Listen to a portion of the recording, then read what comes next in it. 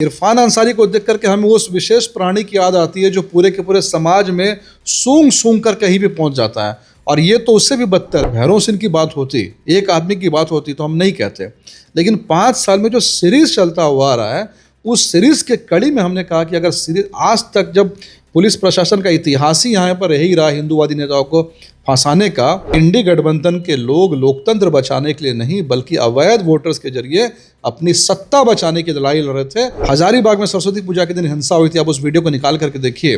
हिंसा आज हुई है, पथराव हिंदू समाज के ऊपर हुआ है, ये आदमी जाकर के वहाँ पर बीजेपी आरएसएस को अब्यूज करना चालू कर देता है। रामगढ़ की घटना एक ओपन एंड शट केस है जहाँ पर दुष्कर्म के आरोपी को बचाने के लिए इरफान अंसारी ने अपनी पूरा एड़ी चोटी लगा दिया। एसआईआर जो बिहार में हो रहा है पूरे देश में भी होगा धीरे धीरे, उसका मकसद फर्जी वोटर्स को हटाना है और आपके पास पूर्ण अधिकार है, कुछ विरोध है तो उसको विरोध कीजिए, लेकिन केवल अपने फर्जी वोटर्स को बचाने के लिए, बांग्लादेशी वोटर को बचाने के लिए 10 जून 2022 पूरे के पूरे रांची सिटी को बंधक बना लिया गया था। एक साथ में 10,000 लोग रांची सड़क पर उतर गए थे, गोलियां चली थी। आज तक मालूम नहीं चला कि उस 10 जून 2022 का मास्टरमाइंड कौन है। झारखंड विधानसभा के मानसून सत्र का आज पहला दिन था जब हम इस वीडियो को रिकॉर्ड कर रहे हैं, और इस मानसून सत्र में सिर्फ जो लोग नहीं रहे उनके मौत पर दुख और संवेदनाएं व्यक्त की गई, उसके बाद सत्र समाप्त कर दिया गया। लेकिन बाहर निकलकर तमाम जो कांग्रेस और जेएमएम के विधायक हैं जो मीडिया से बातचीत की, उन्होंने जो वोटर सर्वे चल रहा है बिहार में उस पर ज़्यादा बातचीत की है। इरफान अंसारी आए तो रामगढ़ वाली घटना पर बातचीत हुई है। हमारे साथ भाजपा के प्रवक्ता अजय शाह हैं। 2 मुद्दों पर हम लोग खासकर ज़्यादा बात करेंगे क्योंकि भाजपा रामगढ़ वाली घटना पर मुखर रही।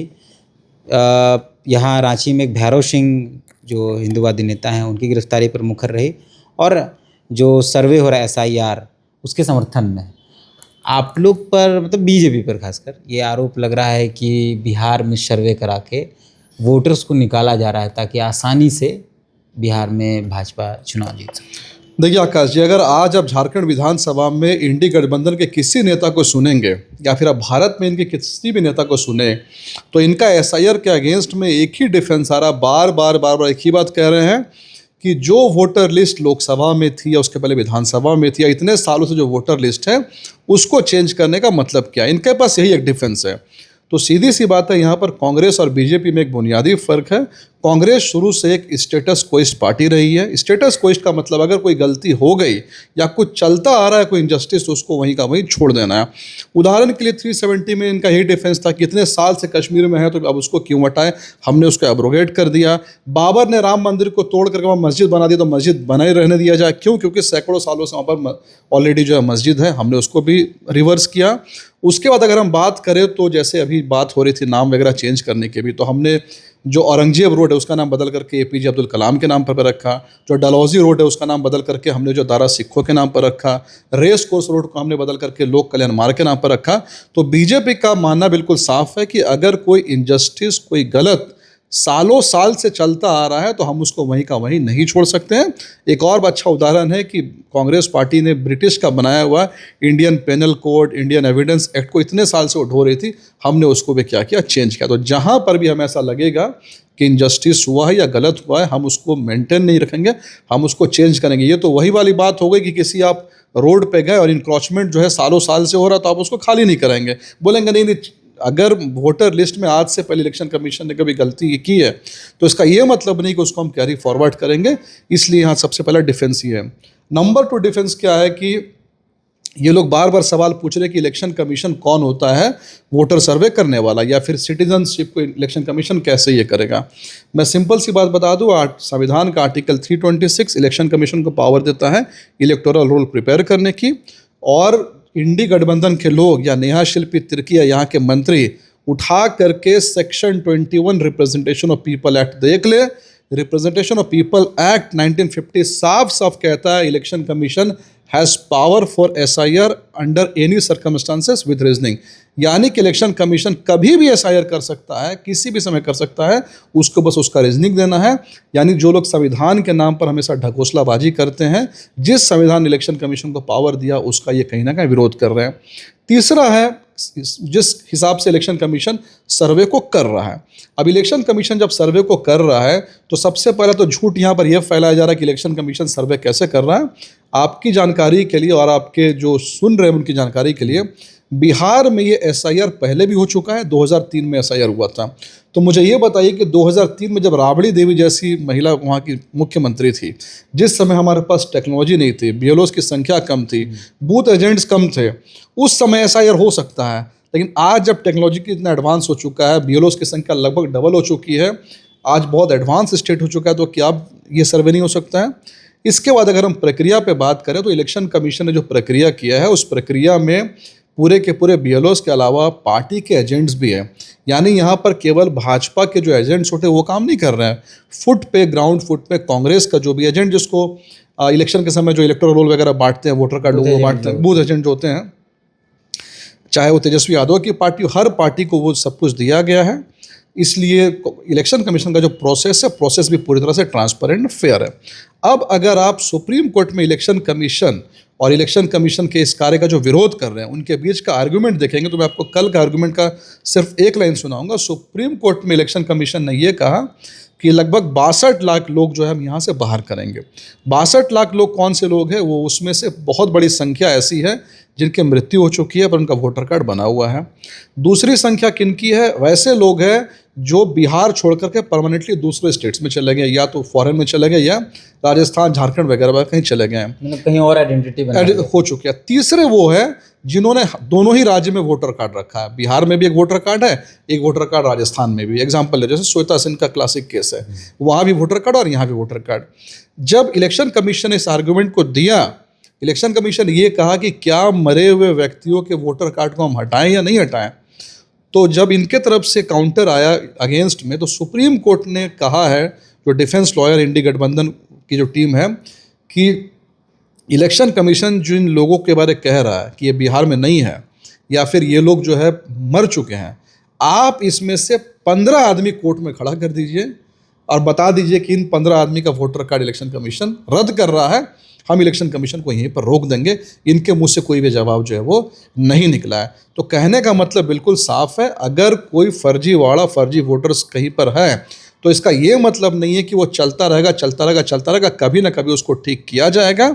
और अगेन मैं कह रहा हूँ कि SIR जो बिहार में हो रहा है पूरे देश में भी होगा धीरे धीरे, उसका मकसद फर्जी वोटर्स को हटाना है। और आपके पास पूर्ण अधिकार है, कुछ विरोध है तो उसको विरोध कीजिए, लेकिन केवल अपने फर्जी वोटर्स को बचाने के लिए, बांग्लादेशी वोटर को बचाने के लिए। मैं आपको आज की बात बता रहा हूँ, महाराष्ट्र सरकार ने एक फैसला किया है कि 42,000 ऐसे जन प्रमाण पत्र महाराष्ट्र में बनाए गए हैं जो कि बांग्लादेशियों के हैं, और अब उसको रद्द कर दिया गया है। और जिन लोगों ने कांग्रेस शासनकाल में, जिस रैकेट ने, जिस अधिकारियों ने, जिन दलालों ने इन जन प्रमाण पत्र को बनाया है, उसके ऊपर भी अब कार्रवाई होगी। तो कहने का मतलब है कि अब जनता समझ चुकी है कि इंडी गठबंधन के लोग लोकतंत्र बचाने के लिए नहीं बल्कि अवैध वोटर्स के जरिए अपनी सत्ता बचाने की लड़ाई लड़ रहे थे, और हम ये होने नहीं देंगे। सवाल लेकिन ये है कि बिहार चुनाव के समय ही क्यों बिहार याद आया? उससे पहले भी कर सकते थे, बाद में भी कर सकते थे, लेकिन एक तो सवाल उठता है ना कि चुनाव है, उससे जस्ट पहले ये करना। नहीं, जस्ट पहले का क्या मतलब होता है? हमारे देश में तो पूरे साल चुनाव होता रहता है। मैं तो ये तो अच्छा, सबसे बड़ी बात है कि इंडी गठबंधन के लोग हमेशा हर चीज़ को चुनाव से जोड़ देते हैं। मैंने आपको महाराष्ट्र का उदाहरण दिया, अभी 42,000 वोटर, महाराष्ट्र में कौन सा चुनाव हो रहा है? हम तो कह रहे हैं ना कि आपको बार बार लग रहा है कि चुनाव चीज़ों को चुनाव से लेकर के अगर इलेक्शन कमीशन इन्फ्लुएंस होता है या सेंट्रल गवर्नमेंट इन्फ्लुएंस होता है, तो हम तो कह ही रहे हैं वन नेशन वन इलेक्शन की बात कर रहे हैं, इसमें 5 साल में एक ही बार चुनाव हो। और हमारे देश में हमेशा चुनाव होता रहता है, जाहिर सी बात है, इतना बड़ा स्टेट है। और बिहार का चुनाव ऐसा नहीं है कि बिहार का चुनाव कोई मतलब 21 दिन के बाद चुनाव और हम आज इसका कर रहे हैं। अभी भी चुनाव में काफ़ी लंबा समय है, तो टाइमिंग को लेकर के क्वेश्चन ना करें। हम कहीं पर भी ये करेंगे तो इसको लेकर के ये सवाल जरूर उठाएंगे। अब बिहार में चुनाव हो रहा है, आप मुझे ये बताइए कि वेस्ट बंगाल में क्यों इनको तकलीफ हो रही है, झारखंड के लोगों को क्यों तकलीफ हो रही है? अगर हम कहीं भी ऐसा करेंगे तो हर जगह इनको तकलीफ होगी, क्योंकि कहीं ना कहीं अवैध वोटर्स को बचाने में इनकी बहुत बड़ी भूमिका है। हमेशा इन्होंने उसको संरक्षण दिया है और इसलिए हम इसका विरोध कर रहे हैं। झारखंड में भी इस पर बात चल रही है, झारखंड में भी होगा? नहीं, इलेक्शन कमीशन ने जब बिहार में SIR की बात की थी, उस समय इलेक्शन कमीशन ने एक क्लैरिफिकेशन दिया था कि ये जो एक पायलट प्रोजेक्ट है और पूरे के पूरे देश में लागू होना और लागू होगा, ये होना भी चाहिए। और जहाँ तक झारखंड की बात है, झारखंड में तो लंबे समय से इस बात को हम कह रहे हैं कि झारखंड में लंबे समय से हम इस बात को दोहरा रहे हैं कि यहाँ पर अवैध बांग्लादेशी बहुत बसे हुए हैं। और सबसे बड़ी बात, वोटर लिस्ट यहाँ पर क्या बात है। मान लीजिए कि कोई आदमी फर्जी वोट जो बनाता है, तो उसमें एक तो आपका वोटर कार्ड हो गया, आधार कार्ड हो गया, जन्म प्रमाण पत्र हो गया, ज़मीन का हो गया, जाति हो गई। लेकिन वोटर कार्ड में खास बात क्या है? वोटर कार्ड में खास बात यह है कि जब आप फर्जी वोटर बनाते हैं तो फर्जी वोटर का लाभ अगर पॉलिटिकल पार्टी को मिलना चालू होता है तो वो आपको संरक्षण देना चालू करते हैं। जब आधार कार्ड बनना शुरू हुआ था, आप याद कीजिए 2009-10 के आसपास, जब आधार कार्ड जब नया नया बन रहा था, तो आधार कार्ड बनना कितना आसान था। कोई एक पार्षद लिख देता था, उसका आधार कार्ड जो बन जाता। बाद में मालूम चला कि कितने अवैध रूप से आधार कार्ड जो बन गए। तो कहने का मतलब है, वोटर को सिर्फ वोटर को ही इसलिए चुना गया, वोटर कार्ड को, क्योंकि वोटर कार्ड ही एक ऐसा जरिया है जिससे कहीं ना कहीं पॉलिटिकल माइलेज मिलता है, कि किसी को पॉलिटिकल लाभ मिलता है उसका। तो अगर हम वोटर कार्ड को हिट करेंगे तो इस पूरे के पूरे मोडस ऑपरेंडी को हम टारगेट कर सकते हैं। उदाहरण के लिए, वेस्ट बंगाल में एक पॉलिटिशियन एक छात्र नेता, जो कि बांग्लादेश में जब छात्र आंदोलन चल रहा था, उसमें एक छात्र नेता बहुत ज़्यादा एक्टिव था, और उस छात्र नेता का वोटर कार्ड वेस्ट बंगाल में पाया गया। और उसने बाकायदा ऑन रिकॉर्ड ये कहा है कि तृणमूल कांग्रेस के एक एमपी के रिकमेंडेशन पे उसके सारे के सारे पेपर्स बने थे। तो कहने का मतलब है कि अगर अवैध बांग्लादेशियों को भारत में आने से रोकना है, अवैध वोटर्स को रोकना है, तो सबसे अच्छा इसका तरीका है उनके वोटर्स कार्ड को चेक करना। अगर एक बार उनके वोटर्स कार्ड बनना बंद हो गए तो उनको जो पॉलिटिकल पैट्रोनेज मिलता है, जो पॉलिटिकल शेल्टर मिलता है, वो बंद होगा। और एक बार पॉलिटिकल शेल्टर मिलना बंद हुआ तो वोटर कार्ड के बाद जो बाकी के पेपर्स होते हैं, आधार कार्ड की बात करें, हम जन्म प्रमाण पत्र की बात करें, उन सब पे जो है लगाम लगेगा। इरफान जी विधानसभा के बाहर आज पत्रकारों से बात कर रहे थे, रामगढ़ वाली घटना का जिक्र हुआ, तो उन्होंने कहा कि बीजेपी एक आदिवासी महिला को आगे लाकर ये एक माहौल मुसलमानों के खिलाफ बनाती है। वो महिला बयान नहीं दे रही है, वो महिला कैमरे पे नहीं आ रही है, और बीजेपी के लोग जानबूझ के कोशिश करते हैं कि चीज़ें खराब। देखिए, इरफान अंसारी महाधूर्त और महामूर्ख आदमी है। मैं आपको इरफान अंसारी को कानून याद दिला दूँ। कानून की नज़र में भी जब किसी महिला के साथ दुष्कर्म होता है तो वो महिला का नाम, पहचान, सब कुछ जो है वो हाइड किया जाता है, क्योंकि वो महिला समाज से कहीं बॉयकॉट ना हो जाए, समाज का दंश उसको कहीं झेलना ना पड़े। मैं आपको याद दिलाना चाहूँगा लातेहार का एक केस। लातेहार में एक 8 क्लास की बच्ची ने, 13 साल की लड़की थी, उसने सुसाइड कर लिया, खुद को फांसी लगा दी। फांसी क्यों लगाई? फांसी इसलिए लगाई क्योंकि लड़की को लगा कि लड़की का जो शिक्षक उसको बार बार मोलेस्ट कर रहा था। अभी कुछ दिन पहले की बात है, वो कंप्लेन करना चाहती थी, पर उसकी कहीं सुनवाई नहीं हुई। तो लास्ट में फ्रस्ट्रेट होकर उसने अपने आप को क्या किया, फांसी लगा लिया। लातेहार में ही दूसरा उदाहरण है जहाँ पर कि हमने उसको उठाया था, जहाँ पर एक स्कूल की कई लड़कियों ने कहा कि फादर उनके साथ मोलेस्ट कर रहा है, पर उन पे फादर के खिलाफ भी आज तक कोई कार्रवाई जो है वो नहीं हुई। तो कहने का मतलब है कि जब महिला में के ऊपर जब कोई केस होता है तो जाहिर सी बात है, ये बहुत कॉमन सेंस की बात है कि महिला खुल करके आकर अपने दुष्कर्म के बारे में नहीं बताती है। सारी चीज़ें जो पर्दे के पीछे होती है, एक उसका प्रक्रिया, प्रोसेस है, कोर्ट का प्रोसेस है। और इरफान अंसारी जो है, ना तो ये व्यक्ति लॉ मिनिस्टर है, ना तो ये व्यक्ति गृह मंत्री है, ना तो ये व्यक्ति माइनॉरिटी अफेयर मिनिस्टर है, ना तो ये व्यक्ति जो है रामगढ़ में कॉन्स्टिट्यूंसी जीत करके आता है। तो रामगढ़ की घटना में इस आदमी को इसका इतना इंटरेस्ट क्यों है? क्योंकि कहीं ना कहीं इरफान अंसारी हमारी नज़र में स्वास्थ्य कल्याण मंत्री ना होकर के अंसारी कल्याण मंत्री है। इन्होंने पूरा ठेका लेके रखा है, केवल एक विशेष प्राणी की तरह। जहाँ पर भी इनको कोई अंसारी दिखता है, खान दिखता है, कोई अफरोज़ अल्ताफ़ दिखेगा तो सूंघ कर वहाँ पर पहुँच जाते हैं। आप इरफान अंसारी के पूरे सीक्वेंस को आप देखिए, हमेशा जहाँ भी कोई मुस्लिम दिखेगा वहाँ ये आदमी कूद पड़ता है, और बिना किसी जांच के, बिना किसी प्रक्रिया के सीधे उसके मुंह से निकलता है भाजपा RSS। हजारीबाग में सरस्वती पूजा के दिन हिंसा हुई थी, आप उस वीडियो को निकाल करके देखिए। हिंसा आज हुई है, पथराव हिंदू समाज के ऊपर हुआ है, ये आदमी जाकर के वहाँ पर बीजेपी RSS को अब्यूज़ करना चालू कर देता है। रामगढ़ की घटना एक ओपन एंड शट केस है, जहाँ पर दुष्कर्म के आरोपी को बचाने के लिए इरफान अंसारी ने अपनी पूरा एड़ी चोटी लगा दिया। मुझे बताइए नहीं कि शम्मा परवीन अरेस्ट हुई है परसों बेंगलोर से, अलकायदा की जो डिजिटल कमांडर थे, क्या इसके ऊपर इरफान अंसारी को क्या बयान आया है? इश्तियाक अहमद अलकायदा का मास्टरमाइंड अरेस्ट हुआ था, क्या इस पे उसका कुछ बयान आया है? या फिर एक लश्कर तैयबा का समर्थन करने वाला एक युवक पकड़ा गया था, ऑपरेशन सिंदूर के दरमियान पकड़ा गया था पहलगाम के बाद में, उसमें इस आदमी का स्टेटमेंट आता है कि बच्चा है, बच्चे को माफ़ कर दिया जाए। तो ये तो कहीं ना कहीं इनके समाज में ऐसे लोग जो रेडिकलाइज होने के चांसेस है, जो कि रेडिकलाइज हो सकते हैं, उनको कहीं ना कहीं मोरली ये समर्थन देते हैं। हम तो साफ साफ कह रहे हैं ना कि अगर आपका ये कहना है कि आप अपराधियों का धर्म नहीं देखते हैं, तो आपके मुंह से एक बार भी इश्तियाक अहमद के बारे में क्यों नहीं निकला, आतंकवादी के बारे में? आपके मुंह से एक बार भी शम्मा परवीन के बारे में क्यों नहीं निकल रहा है? आपके मुंह से एक बार भी आफ्ताब अंसारी दुष्कर्मी के आरोपी के खिलाफ बात क्यों नहीं आ रही है? तो कहीं ना कहीं इस आदमी का टारगेट बिल्कुल साफ है कि अगर कोई इस मुस्लिम कम्युनिटी का दिखेगा, तो चाहे वो आतंकी हो, वो दुष्कर्मी हो, वो क्रिमिनल हो, जैसा भी, उसको सपोर्ट करना है। क्योंकि कहीं ना कहीं इरफान को ऐसा लगता है कि पूरे के पूरे समाज का लीडर बनने का यही एक तरीका है। वो तो ये भी कह रहे थे कुछ दिन पहले एक इंटरव्यू में कि बाबूलाल मरांडी जी को देखकर गिरगिट की याद आती नहीं, बाबूलाल मरांडी जी को देख कर उनको क्या याद आती है मैंने, लेकिन इरफान अंसारी को देख करके हमें उस विशेष प्राणी की याद आती है जो पूरे के पूरे समाज में सूंघ सूंघ कर कहीं भी पहुंच जाता है।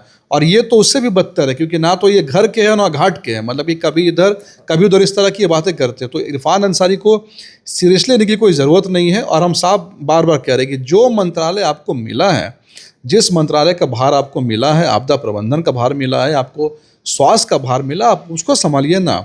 आप माइनॉरिटीज़ के मसले में पूरे के पूरे स्टेट में क्यों घूमना चाह रहे हैं? इसमें आपकी मंशा क्या है? You are now a minister, आप स्टेट के मिनिस्टर, एक कॉन्स्टिट्यूशनल पोजीशन पे आप है, आप सबके नेता है, आप सबके मंत्री है, आप हिंदू के भी है, मुस्लिम के भी है।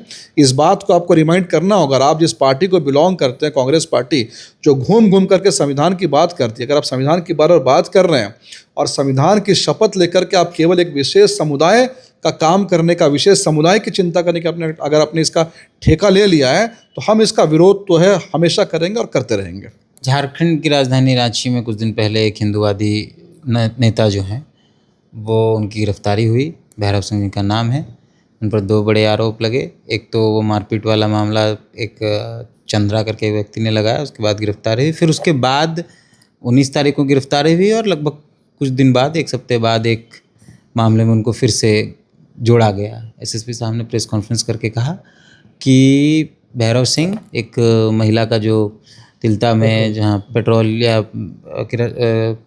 फेंका गया था, उसमें वो बकाया साजिश करता है। लेकिन आप लोग फिर भैरव सिंह के समर्थन में लिख पढ़ रहे हैं, बोल रहे हैं। देखिए, हमारे प्रदेश अध्यक्ष बाबूलाल मरांडी जी ने इस बात को एकदम स्पष्ट किया कि भैरव सिंह की बात नहीं है। बाबूलाल मरांडी ने इस बात को स्पष्ट किया कि पिछले 5 सालों में जो भी व्यक्ति हिंदुओं की बात करता है, हिंदुओं के हित की बात करता है, हिंदूवादी नेता है, उसको सेलेक्टिव रूप में टारगेट बनाया जाता है।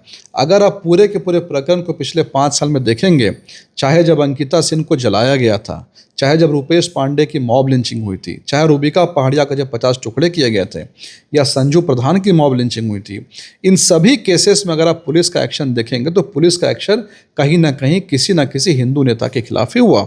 अभी हाल फिलहाल की अगर हम बात करें तो हजारीबाग में जो सरस्वती पूजा के दिन हिंसा हुई थी, उस हिंसा में बिल्कुल एक open and shut black and white case था कि जिसमें हिंदू समाज सरस्वती पूजा को विसर्जन में जा रहा था और उनके ऊपर पथराव हुआ। लेकिन जब नंबर ऑफ केसेस देखे गए, नंबर ऑफ जिनको एक्यूज बनाया गया, तो उसमें हिंदुओं की संख्या ऑलमोस्ट 80% थी। तो हमने उस समय भी कहा था कि आप सिलेक्टिव टारगेटिंग कर रहे हैं। अभी कुछ समय पहले रामगढ़ की घटना को आप देखिए। रामगढ़ की घटना को लेकर के यहाँ के मंत्री गला फाड़ फाड़ के, चीख चीख करके जो है एक हिंदू संगठन के ऊपर आरोप लगा रहे थे और उस संगठन के कुछ लोगों को उन्होंने गिरफ्तार भी करवा दिया। लेकिन जिस मंत्री ने आरोप लगाया, उसी मंत्री की पुलिस ने, उसी मंत्री के अंडर टेक्नोलॉजी के सीसीटीवी कैमरा ने, और उसी मंत्री के अंडर में एक हॉस्पिटल ने जो पोस्टमार्टम रिपोर्ट किया, उन सबको जोड़ेंगे तो सामने आया कि दुष्कर्म का आरोपी थाने की हाजत से भागने के प्रयास में नदी से डूब करके मरा। यानी ये बात क्लियर हो गई कि बिना वजह के, बिना किसी कारण से, किसी तरह से हिंदू जो नेता या हिंदू संगठन है उस पर इसका एक्शन लिया जाना। उसी चीज़ को बाबूलाल मरांडी जी ने भैरव सिंह के साथ भी जोड़ा और कहा कि जो आदमी पहले से जेल में है, आप उसके ऊपर आरोप लगा दे रहे हैं कि जेल के अंदर से वो जो है कॉन्स्पिरेसी कर रहा है और बड़े बड़े चीज़ों को अंजाम दे रहा है। तो इससे यही मालूम चलता है कि आपका टारगेट पहले फिक्स है। आप एक टारगेट बना लिया आपने कि जो हिंदू हित की बात करेगा उसके ऊपर केस करेंगे, और केस करने के नए नए बहाने ढूंढेंगे। कभी विसर्जन के नाम पर केस कर देंगे, कभी दुष्कर्म के आरोपी को मारने के नाम पर केस कर देंगे, और कभी किसी के ऊपर पेट्रोल छिड़कने का केस कर देंगे। और जो रियल कल्प्रिट्स हैं, जो रियल एक्यूज्ड है, उसको कहीं ना कहीं बचाने की आपकी मंशा है। इसी पे हमारा विरोध है। तो आप लोग लगता है कि भैरव सिंह को फंसा दिया गया है जानबूझकर? नहीं, हमें ऐसा लगता है कि अगर हमने सीरीज़ देखा, अगर मान लीजिए सिर्फ एक भैरव सिंह की बात होती, एक आदमी की बात होती, तो हम नहीं कहते। लेकिन 5 साल में जो सीरीज़ चलता हुआ आ रहा है, उस सीरीज़ के कड़ी में हमने कहा कि अगर सीरीज़ आज तक जब पुलिस प्रशासन का इतिहास ही यहाँ पर यही रहा हिंदूवादी नेताओं को फंसाने का, और यहाँ के एसएसपी प्रेस कॉन्फ्रेंस करके एक व्यक्ति जो जेल में है कह रहे कि जेल के अंदर से साजिश रची, और हम इस बात को कह रहे कि 10 जून 2022 पूरे के पूरे रांची सिटी को बंधक बना लिया गया था। एक साथ में 10,000 लोग रांची सड़क पर उतर गए थे, गोलियां चली थी। आज तक मालूम नहीं चला कि उस 10 जून 2022 का मास्टरमाइंड कौन है।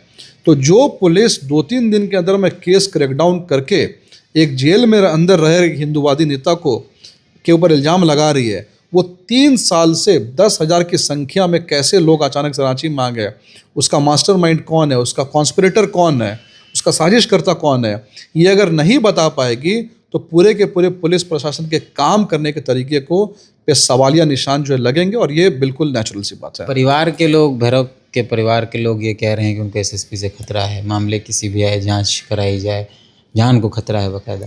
आप लोग हैं उन परिवार के समर्थन में? नहीं, हमने तो साफ कह दिया ना कि हम परिवार के समर्थन में हैं। हम तो कह रहे हैं कि भाई हर चीज़ का एक फेयर ट्रायल हो, सारी चीज़ें ट्रांसपेरेंसी के साथ हो, लेकिन केवल और केवल आप फंसाने की मंशा से अगर किसी हिंदूवादी नेता को अब इस तरह से गिरफ्तार कर लेंगे जो कि हिंदुओं के हक की लड़ाई कर रहा है, तो हम इसका विरोध करेंगे। और प्रदेश अध्यक्ष बाबुल मरांडी जी ने इस बात को साफ कर दिया कि हम इसमें जो चुप नहीं बैठेंगे।